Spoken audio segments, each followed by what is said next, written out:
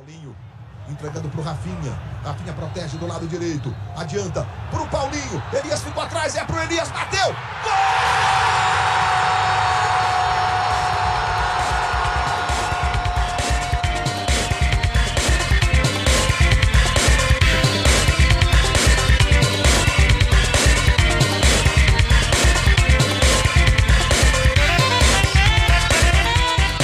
Olá, seja muito bem-vindo à primeira edição do podcast do Armário da Bola, o blog que fala sobre camisas de futebol, história, política e muito mais. Meu nome é Gustavo Angeléias, estou aqui com o homem das camisas, Chico Freire. Chico, por favor, dê olá pela primeira vez à nossa audiência por áudio. Bom dia, boa tarde, boa noite, amigos e amigas, sejam bem-vindos.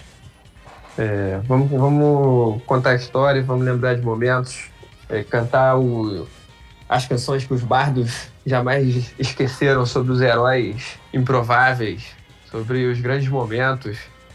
Estamos aqui nessa função de bardos do futebol para não deixar morrer a história de quem fez história.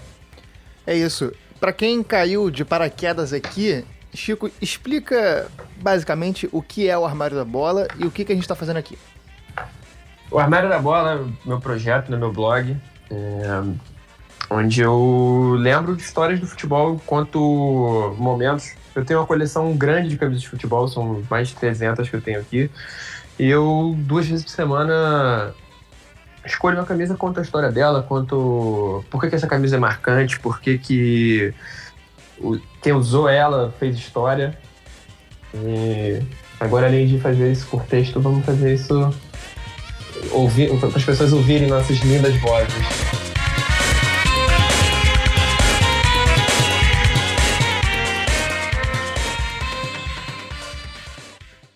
Eu sou obrigado a falar que esse programa aqui tá uma porra. Vidro? 20% atualizado. Sabia não? Não sei o que aconteceu. São Luís do Maranhão. Esses negros maravilhosos que saem tabelando, tocando. Vamos começar então por um time, um título que é bastante marcante pra gente, pessoalmente, e pra essa geração do Flamengo, na minha opinião. Que a gente vai começar pelo Flamengo, nós dois somos flamenguistas, pra quem conhece a gente sabe muito bem disso. E é um título importante porque é um título que começou a amizade entre mim e Chico. Pra quem não sabe, pra quem não sabe, nós dois somos muito amigos e esse título foi o começo dessa linda história de amor do príncipe Shah Jahan e da princesa do Barral. Foi nesse campeonato, nessa corrida do Flamengo pelo título de 2013 da Copa do Brasil, que a gente começou a dar rolé junto e tal, e aí que a gente começou a ficar amigo, e é um título simbolicamente muito importante para a torcida do Flamengo. Todo mundo que acompanhou esse título relembra com muito carinho. Mas antes, eu queria que a gente abrisse aqui um tempinho para falar sobre o contexto da época. O que você acha? O que você me diz disso?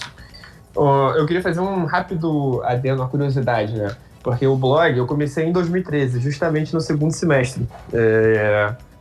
E quando eu comecei o blog, quando eu escrevia no blog originalmente, esse título não existia. Olha que engraçado. Esse post não seria possível, né? Que eu comecei o blog. Agora que eu voltei a escrever, que o blog voltou ativa, virou pauta, virou tema. É curioso pensar isso, que esse título é contemporâneo do blog, do início do blog Armário da Bola. E 2013 é um momento que todo mundo que não vivia numa caverna vai lembrar. Momento de muita ebulição política no Brasil. Momento do não vai ter Copa, momento de protestos, momento que os sociólogos e os escolásticos em geral definem como sendo importantíssimo para o contexto do Brasil que a gente vive hoje.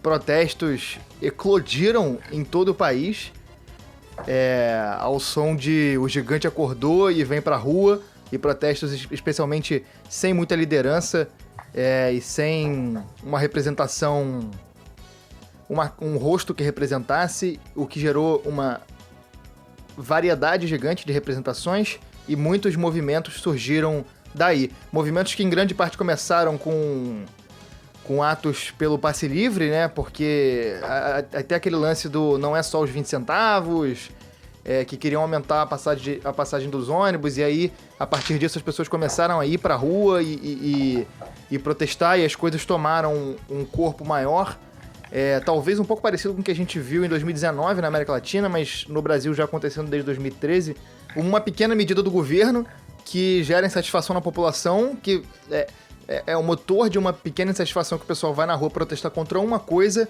e aí a atitude do governo diante dessa insatisfação e desses protestos gera um aumento dos protestos, porque foi isso que aconteceu. Os primeiros protestos, que era misturado esse passe livre e não vai ter Copa, começaram só com esse tema. A repressão do governo foi forte, e aí mais e mais pessoas foram para as ruas, e aí começaram a fazer protestos mais amplos e até difusos, digamos assim. Era coisas contra a corrupção, pela educação, sem pautas muito específicas, e muita gente hoje em dia diz que isso foi o que permitiu o começo do processo que durou a década inteira e dura até hoje. Gravamos em 1º de abril de 2020. Onde você estava nessa ebulição política, Chico? Diz pra mim.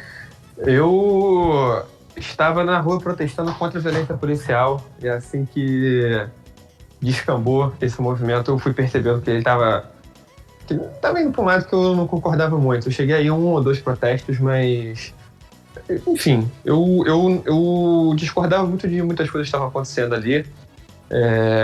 Mas o que eu ia falar é que, curioso, que, tipo assim, esse movimento, ele não teve influência, tipo assim, ele teve influência no país, obviamente, mas a influência que esse tempo teve nessa campanha do Flamengo foi totalmente inversa, porque teve Copa em 2014, e um ano antes da Copa do Mundo teve a Copa das Confederações. O Maracanã estava em obra, e por conta da Copa das Confederações ele reabriu na metade de 2013. E foi justamente essa reabertura do Maracanã que reaproximou a torcida do Flamengo do time, e o Maracanã se tornou muito importante nessa campanha do Flamengo, né? O Maracanã estava fechado desde 2010, Foi. justamente para essas obras, e o Flamengo ficou meio vaguejante. Isso aconteceu com mais força mais tarde. Vaguejante, belo elogio.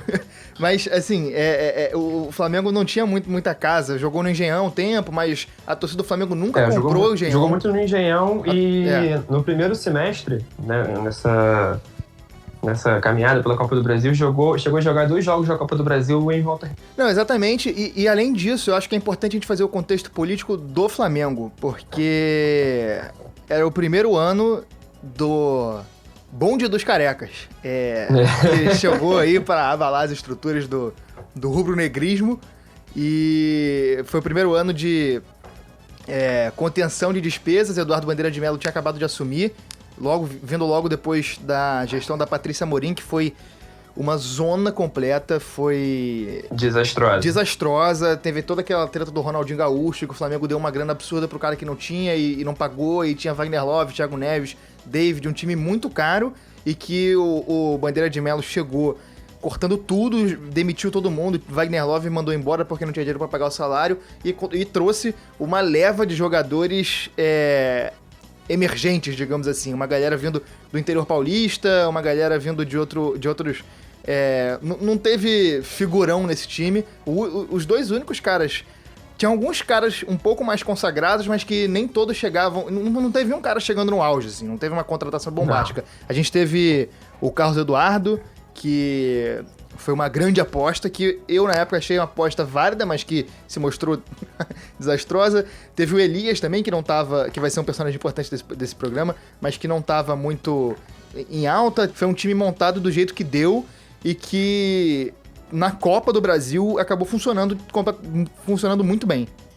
O que aconteceu foi o seguinte: o Flamengo já vinha de muitas gestões muito complicadas, né? Em termos de administração, de gestão, de termos financeiros, vamos botar assim.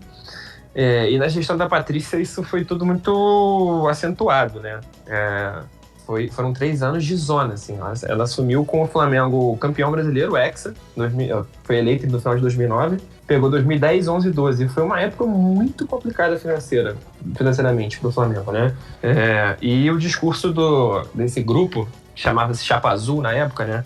Era justamente de responsabilidade. Não era de assim, não, a gente não vai gastar dinheiro. A gente vai gastar o dinheiro que a gente tem. E o Flamengo não tinha. Então, era assim, gente, nos primeiros anos a gente não vai disputar nada, a gente vai fazer um time modesto para não cair, vamos trabalhar para aumentar as receitas e no primeiro momento a gente vai precisar cortar a despesa. A primeira coisa, na primeira semana, não lembro se você chegou a ser na primeira semana, mas foi em janeiro, foi no primeiro mês de gestão, o Flamengo devolveu o Wagner Love para a Rússia. O Wagner Love era o único jogador... O único jogador, Vamos colocar de nome, assim. Era o único jogador do Flamengo. Não tinha mais ninguém. Tinha ele e o... E o Deni. Então, o Deni tá lá desde os 6 jovens remadores, o Deni era o 7º remador. O Wagner Love era o único jogador de nome do elenco e ele foi... O pessoal chegou, olhou e falou assim, cara, não tem como a gente pagar isso. Costuraram um acordo, ele voltou pra Rússia, que ele jogava na Rússia antes de vir pro Flamengo. Contra a vontade dele, ele queria ter ficado. Ele queria ficar. E ele tava jogando bem, isso que é pior. Ele tava jogando bem. Ele foi o artilheiro do time em 2012, assim. Ele não era o cara que, fazia o Flamengo ser campeão, mas ele segurava uma bela de uma barra, fazia gols importantes. O Flamengo teve um desempenho menos ruim em 2012 por causa dele. E devolver o cara foi um recado. Foi assim, galera, a gente não tá brincando. A gente vai fazer o Flamengo pagar essa dívida. E eu queria fazer um comentário aqui, que foi muito importante essa sinceridade dos dirigentes do Flamengo na época. E foi muito importante que a torcida abraçou de verdade essa causa. Porque, cara, todo flamenguista sabia disso. Cara, não vamos ser campeão. A gente vai ter um time modesto para pagar a dívida e daqui a alguns anos a gente vai ficar bem. A torcida acreditou nisso, a torcida abraçou essa causa, fez um movimento de aderir ao sócio-torcedor, fez um movimento de ir no Maracanã para gastar o dinheiro para apoiar o Flamengo, né? Claro, sem fazer maluquice, mas a torcida se engajou com essa causa e não abandonou, assim, porque talvez fosse um time que, se fosse montado em outra diretoria, que não tivesse esse discurso, seria muito vaiado, seria um time muito mais cobrado, mas a torcida deu uma folga para esse grupo que assumiu politicamente o Flamengo, e isso foi muito importante para ter tranquilidade para trabalhar e conseguir botar em prática essas ideias. Indo pro campo e bola, eu quero que você relembre aos nossos ouvintes quem foram os jogadores contratados para disputar o ano de 2013 com a camisa do Flamengo, lembrando que além do Campeonato Brasileiro, o Flamengo não tinha se classificado para a Libertadores e a Copa do Brasil foi a primeira edição que ela mudou de formato, que até então os times que iam para a Libertadores não disputavam a Copa do Brasil. E nesse ano foi o primeiro ano que os times iriam disputar a Libertadores e a Copa do Brasil simultaneamente. Então a gente teve uma... Subiu o nível da competição. Subiu o nível da competição. Teve um acréscimo de times melhores, inclusive com o time que foi eliminado pelo Flamengo, que é o Cruzeiro, que era uma máquina esse ano, que foi campeão em 2013 e em 2014, com aquele time que todo mundo lembra, que era Everton Ribeiro, Ricardo Goulart. Era um timaço. Quem mais? Treinado pelo Marcelo Oliveira. Quem mais estava nesse time? Isso. O Marcelo Moreno chegou depois, Dagoberto. Era um timaço. Fábio no gol, Dedé, Júlio Batista. Júlio Batista, nossa, o Júlio Batista jogou bem no Cruzeiro. Mas enfim, fala aí, quem o Flamengo contratou esse ano para disputar o Brasileiro e essa Copa do Brasil, que já seria mais difícil do que o normal? Cara, o grupo do Flamengo, no começo de 2013, o Flamengo pegou reforços com um perfil muito claro, era tudo aposta.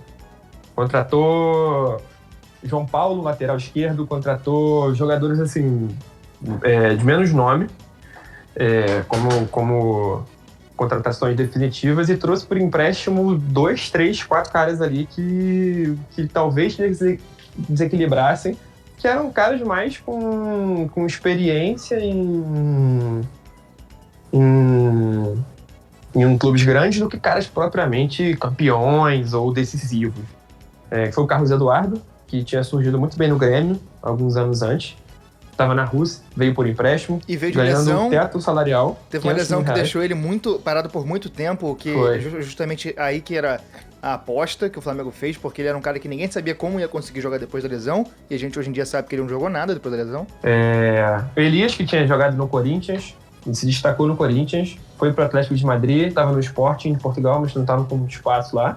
E trouxe ainda no começo do ano jogadores, assim, também estavam sem contrato, jogadores que vieram de graça. Foi o caso do Wallace, zagueiro. E o Flamengo começou o ano com esse time base de 2012, que era um time bem mais ou menos. Para a saída do Wagner Love, o Flamengo tinha no ataque um deus, um louco, um feiticeiro, um brocador, que era o Hernani, que era um cara muito conhecido mais pelos gols do que pela sua técnica, pelo seu carisma, né? Porque era um cara muito identificado com a torcida do Flamengo, mas nesse começo de ano ele ainda não tinha essa moral. Ele tinha chegado ali no meio de 2012, era reserva do Wagner Love. O Flamengo ainda tinha o Lee Edson em 2012, então o Hernani não jogava muito, entrou um joguinho ou outro. E ele acabou caindo de paraquedas com a saída do Love, um ataque ali no Carioca. E de primeira o Hernani passou longe de conquistar o carinho da torcida do Flamengo, assim, bem longe no começo da passagem dele. E aí, com essa saída do Love no começo do ano, ele ganhou a vaga no Carioca, e no Carioca ele começou a fazer uns gols, ele começou a dar uma indicação de que, pô, esse cara aqui não é tão ruim não, esse cara aqui pode ser útil. Só que o Flamengo foi muito mal no Carioca, foi muito mal. O Dorival Júnior saiu, também por corte de salário, e entrou o Jorginho, não conseguiu fazer o time jogar nada. O Flamengo foi muito mal no Carioca, foi eliminado na semifinal da Taça Guanabara pro Botafogo. Não se classificou pro mata-mata da Taça Rio. O Flamengo não pegou nem semifinal de Taça Rio. E o Jorginho, balançando no cargo. Nesse tempo, a única coisa boa que aconteceu foi a vitória sobre o Remo. O Flamengo ganhou de 1x0 e 3x0. Inclusive, o primeiro jogo, o Mangueirão, quem fez o gol foi o Rafinha. 3 de abril. O Flamengo estava claudicando já no Campeonato Carioca.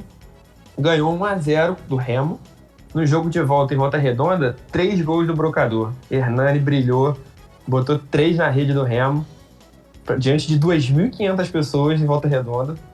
E foi um aperitivo, né, do que ele ia fazer naquele ano. Não foi a única vez que ele meteu 3 gols naquele ano. E o Campeonato Carioca acabou muito mal pro Flamengo. O Flamengo pegou 40 dias sem jogo. Porque foi eliminado, ainda ia começar, não tinha nenhum outro campeonato rolando, 38 dias só treinando. Sem campeonato pra jogar. Teve, em 1º de maio, comecinho de maio, teve Flamengo e Campinense, que aí já era a segunda fase da Copa do Brasil. O Flamengo ganhou com 2 gols de falta de Renato Abreu. Renato Abreu ainda estava no Flamengo.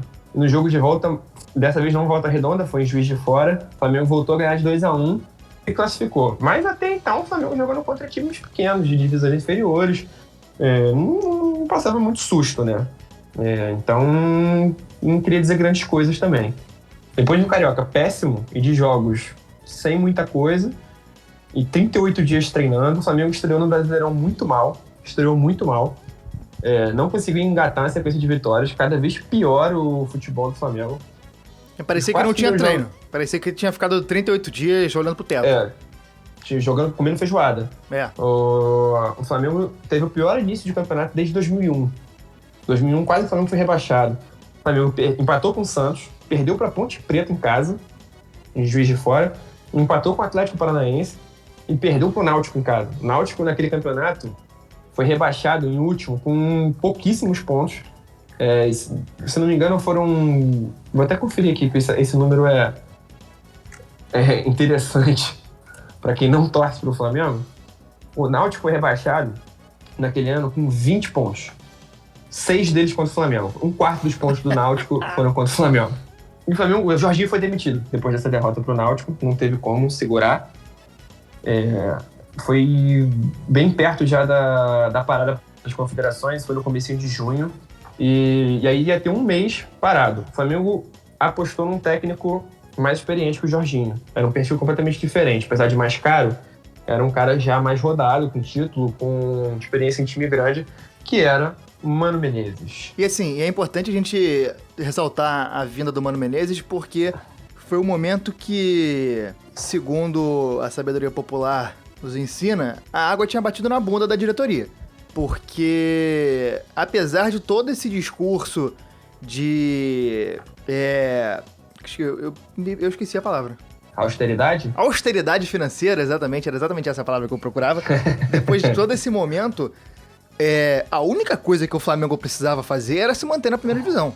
Acabou. Não podia ser rebaixado. E aí, o Flamengo foi fazendo testes ali, testes aqui, trouxe caras mais baratos pra comandar o time, só que chegou um momento que precisava ter uma resposta, e a resposta foi o Mano Menezes. Um técnico que tinha saído da seleção brasileira, então era um cara que tava com uma certa moral, Ele tinha um trabalho muito bom no Corinthians, foi campeão da Copa do Brasil no Corinthians, foi finalista da Libertadores com o Grêmio, ganhou a Série B, aquela Batalha dos Aflitos, era o Mano Menezes no comando do Grêmio. Então era um cara que chegava ali com uma moral. E o Flamengo aproveitou e falou assim, bom, a gente tem uma pausa, a gente tem um técnico melhor agora, vai ter um mês aí para treinar, para ver o time que ele quer, e contratou alguns reforços. O Flamengo foi para Pinheiral, fazer uma intertemporada em Pinheiral, e a diretoria do Flamengo trouxe algumas novas caras pro elenco. O Flamengo virou o óculos, virou o binóculo pro Campeonato Paulista e resolveu apostar em jogadores que se destacaram por equipes de menor expressão. Foram eles, volante Val, do Mojimirim, Diego Silva, do 15 de Piracicaba, e os atacantes Bruninho, do Atlético Sorocaba, e Paulinho, grande Paulinho, guarda esse nome, também do 15 de Piracicaba. Além deles, mesmo com a boa fase do Hernani, o Flamengo trouxe por empréstimo o Marcelo Moreno, que estava no Grêmio. Também era um cara com perfil de Carlos Eduardo, de Elias, que eram caras mais experientes de time grande, era uma esperança maior, veio por empréstimo. E já mais durante a temporada, já no segundo semestre, não foi ali na parada da Copa das Confederações, o Flamengo depois contratou o André Santos, lateral esquerdo, que estava no Arsenal, e o Chicão, zagueiro. Muitos jogadores com passagem pelo Corinthians, né? O Corinthians nesse começo de projeto do Bandeira de Melo foi uma inspiração, porque era um time que estava bem, que tinha muitos jogadores experientes, e muitos acabaram vindo para o Flamengo nessa época. O Mano Menezes ficou um mês treinando, e logo assim que voltou de férias, teve um jogo já em julho contra o Asa de Arapiraca, pela Copa do Brasil. O Flamengo ganhou os 2 confrontos, mais uma vez foi contra time de divisão abaixo, o Flamengo contra a equipe mais fraca, né? Ganhou de 2-0 lá em Arapiraca e ganhou de 2-1 em Volta Redonda. Os 2 jogos somados não tem 7 mil pessoas de público. Foram jogos de pouco apelo, vamos botar assim. E o destaque positivo foi o Marcelo Moreno, que tinha acabado de chegar, fez gol na ida, fez gol na volta. E aí vem aquele que é o ponto de virada do time no ano, mas que não seria meio que o momento final, não seria... A gente tem esse jogo que ele é simbolicamente muito importante, mas depois a gente tem muita coisa que acontece ainda para esse elenco e para esse título da Copa do Brasil, que foi o confronto entre Flamengo e Cruzeiro. O Flamengo, com todo esse histórico de ser um time com baixo investimento e cheio de problemas ao longo do ano, enfrentando o Cruzeiro, que já vinha voando, era um time muito bom, como a gente já falou, e que viria a ser bicampeão brasileiro seguido, e que, assim, quem olhasse pro Flamengo e pro Cruzeiro e dissesse que o Flamengo iria passar, no mínimo a gente ia chamar de flamenguista maluco, o que é bem provável, muita gente deve ter falado isso, mas a gente... analisando friamente, o time do Cruzeiro era muito melhor do que o Flamengo. Muito melhor. Muito superior. E no primeiro jogo no Mineirão, o Flamengo tomou um baile, 2-1, ficou baratíssimo lá no Mineirão. Ficou barato. E foi o jogo que o Felipe fez uma grande atuação, o goleiro Felipe salvou muita bola nesse jogo. E foi o jogo que o Everton Ribeiro fez aquele gol que ele dá um balão no Luiz Antônio e pega de primeira, que é um dos gols mais bonitos da história. Da história do futebol. É inacreditável esse gol. E foi um jogo que o Carlos Eduardo fez um gol no finalzinho do... Foi o único gol dele pelo Flamengo. O único gol dele pelo Flamengo. Um gol que foi totalmente errado, a bola rebateu, voltou. O Dedé falhou. Então, o Dedé é um cara que não costuma falhar. E aí o Carlos Eduardo fez esse gol, que foi o gol que o Flamengo conseguiu botar a cabeça pra fora e respirar, porque se tomasse 2-0 no Mineirão ia ficar muito difícil, porque o time do Cruzeiro era muito melhor. E aí, na semana seguinte, a gente teria a partida da volta, já no Maracanã. O Flamengo, nessa época, ele tava dando uma patinada, assim, brasileiro, assim. Até conseguiu um resultado outro bom, ganhou do Fluminense, ganhou do Galo, mas perdeu ponto em casa contra a Portuguesa, deixou de ganhar do Goiás. Então, era um time que ainda não tava bem firmado, assim. Não convencia, mas já tinha subido um pouco de produção em relação ao primeiro semestre. E aí veio o jogo contra o Cruzeiro. Esse jogo contra o Cruzeiro é o jogo do título. Eu acho que é consenso entre a torcida do Flamengo. Metaforicamente, o jogo é muito importante. Porque Ali o flamenguismo foi ao topo, assim. Não tinha como ser mais a cara do que a torcida do Flamengo quer, que é ganhar de um time muito melhor, na raça, com gol no final, com o Dedé reclamando, que era revelado no Volta Redonda, mas com uma passagem pelo Vasco. A torcida comprou muito a ideia desse time e confiou muito. Justamente o gol do Carlos Eduardo no Mineirão foi um recado para torcida. Esperança. Foi um recado para a torcida do Flamengo de que, assim, pode parecer que não, mas é possível ganhar. E aí, no Maracanã, o Flamengo fez uma partida muito boa, que o time jogou bem, de fato, contra o Cruzeiro. E no final do jogo, aos 43, o Flamengo fez o gol que vocês ouviram no começo desse programa de rádio, que é esse gol do Elias que ficou marcado e que, assim, é um gol muito importante para essa geração de torcedores do Flamengo de hoje em dia, que é um gol que tá cravado na memória muscular de qualquer flamenguista. Esse jogo representou uma mudança de espírito, assim, foi uma coisa, tanto fora quanto dentro de campo, esse jogo virou uma chave. O Flamengo, assim, era um time que não estava empolgando, mas a torcida também estava atenta, mas não estava também irritada. E esse jogo lotou o Maracanã, foram mais de 50 mil pessoas. O Maracanã tinha acabado de ser reaberto, então a torcida estava se reacostumando com ir pro Maracanã, ainda estava naquela assim, como é que vai ser esse novo Maracanã? Será que ainda tem espírito? Será que ainda tem alma isso aqui? E esse jogo foi uma virada de chave. O Flamengo, dentro de campo, foi totalmente o oposto do que se esperava. O Cruzeiro, que não tinha Márcio, jogou acuado no campo de defesa para não tomar gol, botou o regulamento embaixo do braço. O Flamengo entrou com 50 mil pessoas em campo, foi para cima, chutou, criou, botava para dentro da área, o jogo inteiro martelando. Eu tenho uma curiosidade pessoal sobre esse jogo. Eu tinha uma superstição, sou muito supersticioso. Sempre fui. E eu tinha uma superstição que cada jogo que eu ia era um resultado positivo, um negativo, um positivo, um negativo. Sempre ia alternando. E esse jogo, pela sequência, era pra ser um resultado negativo.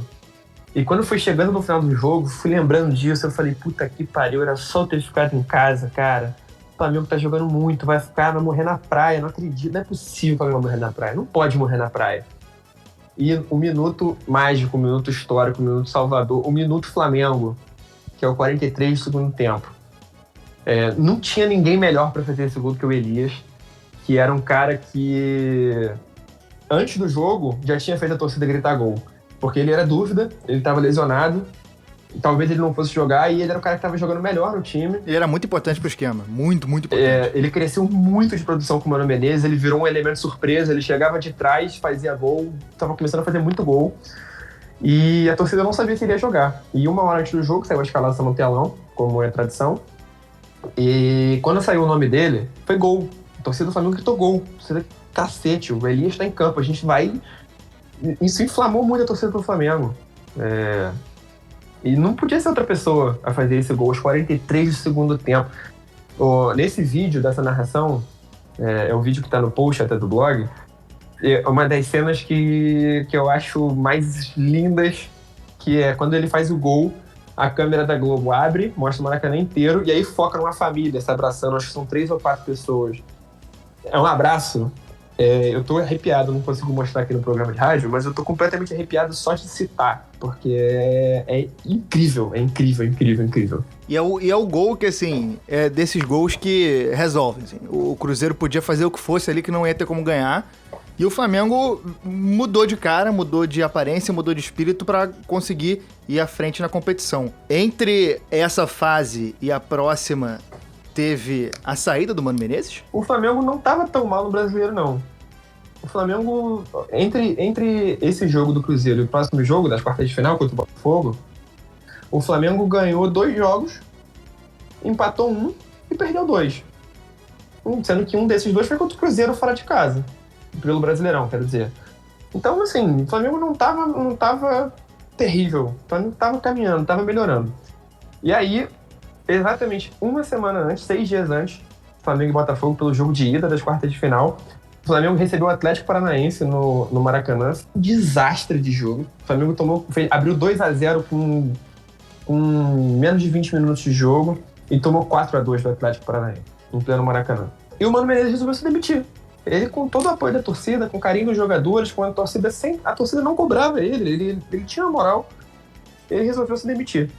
Falou que os jogadores não estavam entendendo ele e decidiu ir embora. Isso uma semana antes de um jogo decisivo de Copa do Brasil. O Flamengo foi para esse jogo contra o Botafogo com o Jaime de Almeida no comando, que era o auxiliar técnico. No fim de semana antes desse jogo, o Flamengo não venceu o Náutico. O Flamengo fez esse favor, jogou contra o Lanterna do campeonato, não venceu, então chegou sem moral nenhuma para esse jogo. Dia 25 de setembro, no Maracanã, obviamente. E o Botafogo, na época, estava no G4 do Brasileirão. O Flamengo tinha acabado de eliminar o líder, que era o Cruzeiro, e o Botafogo estava brigando pela liderança. E era um time muito melhor. Botafogo. Tinha Sidorf, tinha Renato, tinha Jefferson catando tudo no gol. O Oswaldo de Oliveira no comando, e vários moleques novos surgindo, Vitinho surgindo, Gabriel, volante, surgindo. Dória. Tinha o Lodeiro ainda, Dória surgindo. Era um time muito bom no Botafogo, que brigava sério pelo título brasileiro. E era completamente favorito, no papel. E aí a primeira partida foi 1-1 no Maracanã, Isso. mas que essa primeira partida ninguém lembra, ela não importa muito, porque na segunda partida, foi um baile. que aí realmente nem o mais otimista dos flamenguistas imaginava isso, que foi aniversário do Léo Moura. O Botafogo, um mês depois. Um mês depois, é verdade, teve um mês inteiro de diferença aí, porque tava nessa coisa de ajeitar o calendário pra Copa do Brasil, pra esse novo formato da Copa do Brasil, e um mês depois o Flamengo foi jogar no dia do aniversário do Léo Moura. Cara, eu tenho certeza que tem gente que imaginava que o Flamengo ia passar, mas não dessa forma. O Flamengo meteu 4-0 no Botafogo, com 3 gols do Hernani, falha do Jefferson, que não falhava nunca, gol de pênalti do Léo Moura, no dia do aniversário dele, com a torcida cantando parabéns pra ele, e a partir daí foi difícil segurar. O Flamengo tinha subido um pouquinho de produção no Brasileirão, com o Jaime acabou sendo efetivado, porque o Flamengo não conseguiu buscar uma outra opção ali pra assumir o time. O Jaime, importante falar, ele foi jogador do Flamengo, o pai dele foi jogador do Flamengo, e é uma família com uma ligação histórica com o clube, mas ele não era um cara brilhante. Ele não tinha experiência de técnico, ele era um cara que estava ali na comissão técnica, entrou para tapar um buraco e conseguiu motivar os jogadores. Muito parecido com a história do Andrade de 2009. E 10 dias antes, um pouco mais de uma semana antes desse jogo de volta, o Botafogo venceu o Flamengo 2-1 pelo Brasileirão. Então, mais uma vez, o Botafogo era favorito. E eu gosto de lembrar desse jogo, dessa goleada pela Copa do Brasil. Uma das maiores... Não é exagero eu dizer que é a maior atuação individual que eu vi na minha vida em um estádio. O que o Paulinho fez nesse jogo não existe. O lateral esquerdo do Botafogo era o Gilberto, que tava vindo muito bem. Lateral direito. Direito? Não, Gilberto esquerdo. Direito. A grande sacada para esse jogo foi justamente essa. Por uma inspiração, sabe lá Deus de onde, o Paulinho jogava pela direita. E o Jaime resolveu nesse jogo trocar. Ele jogou o Paulinho para jogar pela esquerda, pela ponta esquerda. O que o Paulinho botou o Gilberto para dançar esse dia, nem na dança dos famosos do Futão. Foi um baile do Paulinho em cima do Gilberto desde o primeiro minuto, segundo tempo de humilhação do Paulinho para cima do Gilberto.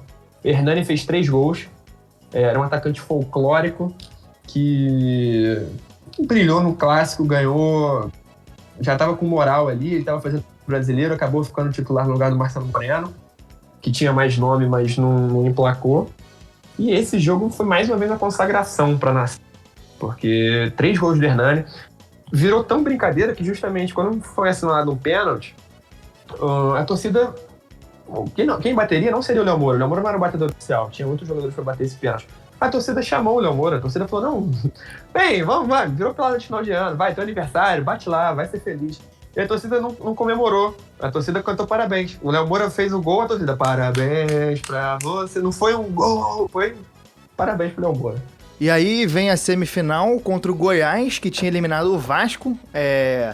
tudo se desenhava para ser um campeonato com 2 clássicos seguidos, um Flamengo e Botafogo, um Flamengo e Vasco, mas o Goiás acabou eliminando o Vasco e o Flamengo acabou que não teve tantos percalços contra o Goiás, mas tem uma história interessante, né? O Flamengo ganhou os 2 jogos e o jogo de volta foi muito emocionante pelo seguinte: o Elias, que já era um cara que estava com muita moral com a torcida do Flamengo durante o ano e principalmente mais ainda depois do contra o Cruzeiro, ele tinha passado por uma barra pesadíssima pessoal. O filho dele na época tinha nem 2 anos, tinha 1 ano e meio, Davi. Teve uma pneumonia muito séria, teve que ficar internado. E o Elias, ele não quis que isso fosse divulgado, ele continuou trabalhando, ele continuou jogando, segurando essa situação. Eventualmente veio à tona essa notícia e a torcida do Flamengo abraçou muito.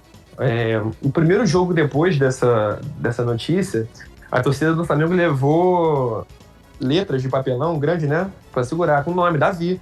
E a torcida gritava Davi, Davi, incentivando o moleque. E felizmente ele se recuperou, ficou tudo bem. E nessa semifinal contra o Goiás, o Davi já tinha saído do hospital, já estava recuperado.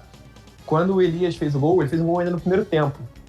É impossível ele conseguir segurar a emoção. Ele comemorou botando a mão no rosto, como se fosse uma máscara, né, de nebulização. E caiu em lágrimas, assim, ele chorou muita coisa. Foi um momento de muita união, de muita catarse ali, né?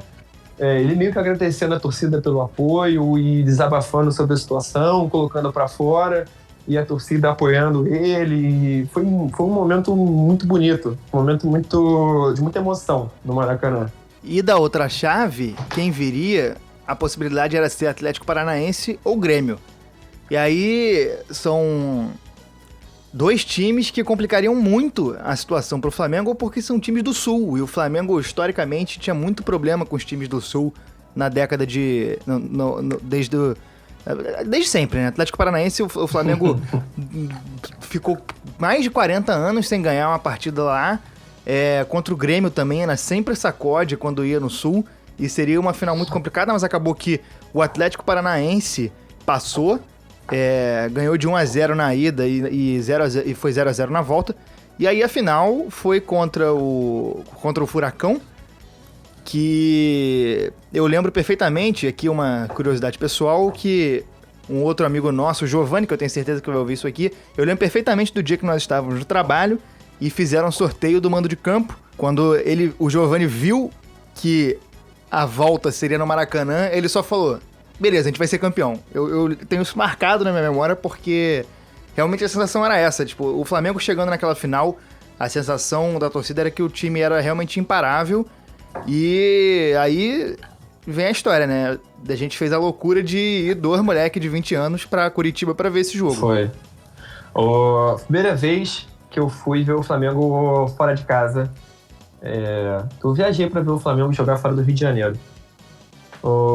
E é curioso que nessa reta final de Copa do Brasil, nas oitavas, nas quartas, na semi e na final, o Flamengo pegou 4 times do G5 do Brasileiro.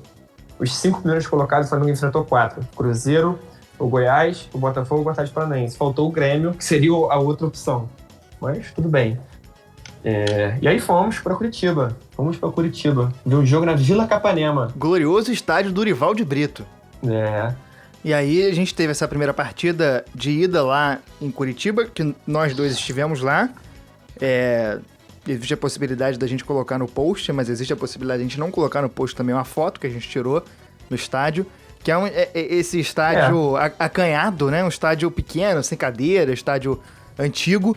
E que... Rústico, exatamente.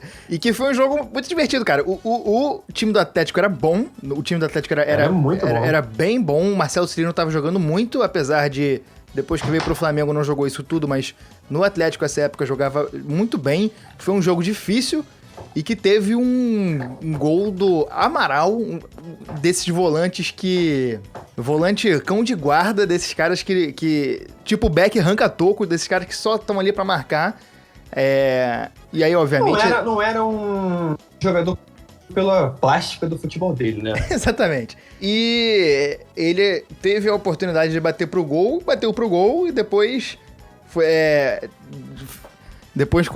ajoelhou-se no gramado e comemorou como se fosse um pitbull. Ficou conhecido como Amaral Pitbull.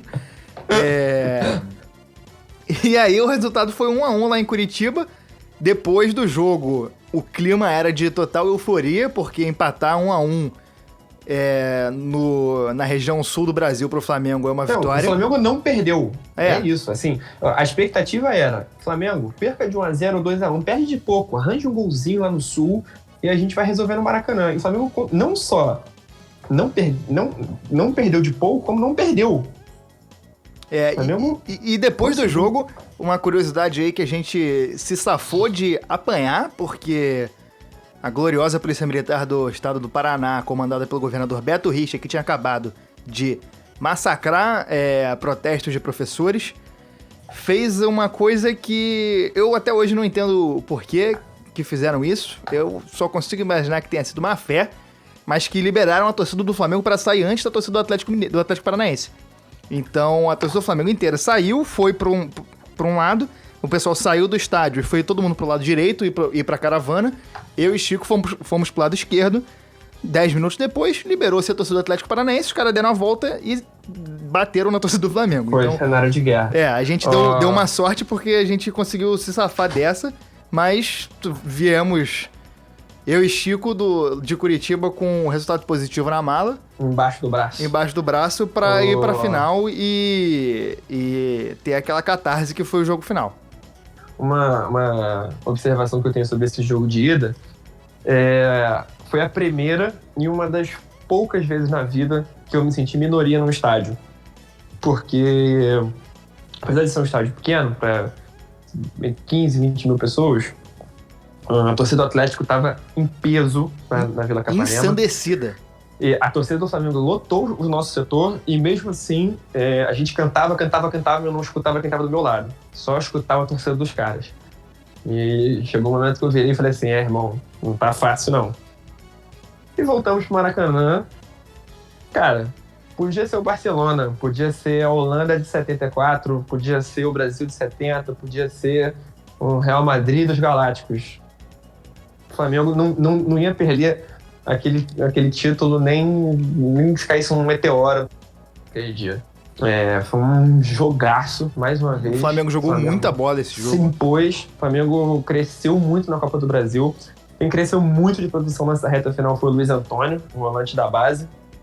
Que ficou conhecido por ter sido um dos jogadores mais mal assessorados da história do futebol. Pelo próprio pai, inclusive. Ele cresceu muito de produção, ele ocupou a ponta direita, que era do Paulinho. O Paulinho se achou na ponta esquerda, nunca mais parou de jogar bola, nunca mais driblar. E é claro, Hernani Brocador, nossa arma secreta. Não era secreta, porque ele fazia muito gol. E é curioso, porque ele tinha uma sinergia com o Maracanã. Ele quase não fez gol fora de casa naquele ano. Se não me engano, foram 43 gols que ele fez. Foram 36. E 36 foram no Maracanã. Ele fazia gol no Maracanã. Ele ia pra fora, ele virava atacante normal. No Maracanã, era assim, ó.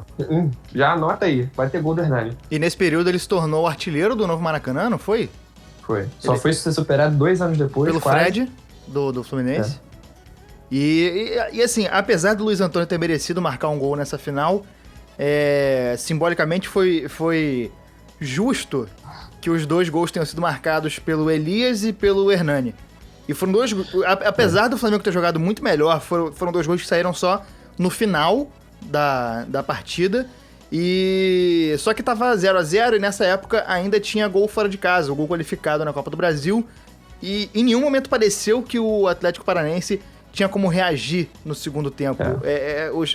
O time estava completamente batido e a torcida do Flamengo já estava encarando como título, faltava só um gol para gritar campeão. E aí o Flamengo foi e fez 2 gols muito pouco seguidos do outro, e aí foi só correr pro abraço.